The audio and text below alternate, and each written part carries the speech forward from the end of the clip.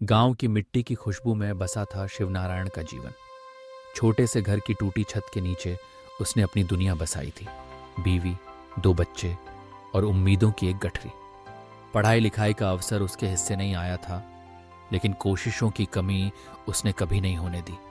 उसके लिए सबसे बड़ा सपना था अपने बच्चों को वह सब देना जो कभी उसे नसीब नहीं हुआ।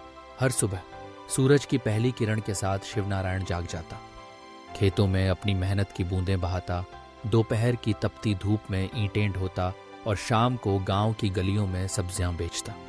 उसकी हथेली की लकीरों में थकावट नहीं, बल्कि आने वाले कल का सपना लिखा था। चाहे शरीर बुखार से तप रहा हो या बारिश से कपड़े भीग गए हों, शिवनारायण का हौसला कभी नहीं डगमगाया। कई बार घर में खाना कम पड़ता तो खुद भूखा रह जाता, लेकिन बच्चों के लिए दूध जरूर लाता। उनके चेहरे पर मुस्कान देखना ही उसकी सबसे बड़ी तसल्ली थी। बीवी अक्सर पूछती, इतना थकते क्यों हो? शिवनारायण मुस्कुराकर जवाब देता, मैं नहीं चाहता कि मेरे बच्चे भी मेरी तरह जिंदगी से समझौता करें। उसके इस जवाब में सिर्फ प्यार नहीं, बलिदान और भरोसा भी था। एक दिन बेटे का स्कूल से रिजल्ट आया, फेल हो गया था।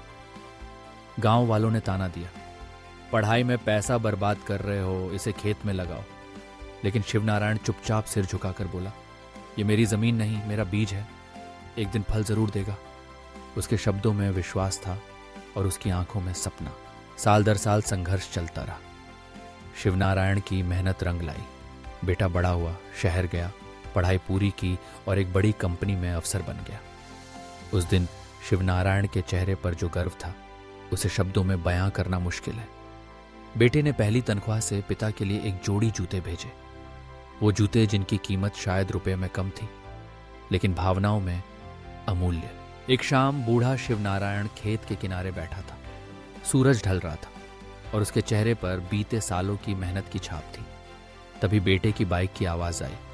वो उतरा और झुककर पिता के हाथ में एक मोबाइल रख दिया। मोबाइल की स्क्रीन पर लिखा था, लव यू पापा, आपकी मेहनत ही मेरी उड़ान है। शिवनारायण की आंखें भर आईं। उसकी सारी थकान, सारे संघर्ष एक ही पल में मानो पिघल गए। दिल से आवाज आई, भगवान, मेरा सपना पूरा हो गया। उसने आसमान की तरफ देखा, जैसे अपने संघर्षों की गवाही भगवान को दे रहा हो। इस कहानी का सच्चा संदेश यही है, पिता वो पेड़ है जो खुद धूप में रहकर अपनी छांव में बच्चों को बड़ा करता है।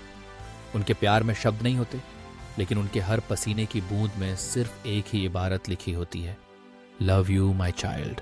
शिवनारायण की कहानी लाखों भारतीय घरों की हकीकत है।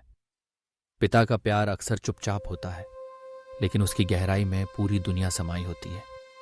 बच्चों के सपनों को पूरा करने के लिए अपने अरमानों को भुला देना, यही असली पिता का प्यार है। ऐसे ही पिता की कहानियां हमें सिखाती हैं कि सच्चा प्यार त्याग और संघर्ष में ही छुपा होता है। तो आज अगर आपके पास अपने पिता के लिए कहने को कुछ है, तो बोलिए, क्योंकि उनके लिए आपकी खुशी ही सबसे बड़ी कमाई है।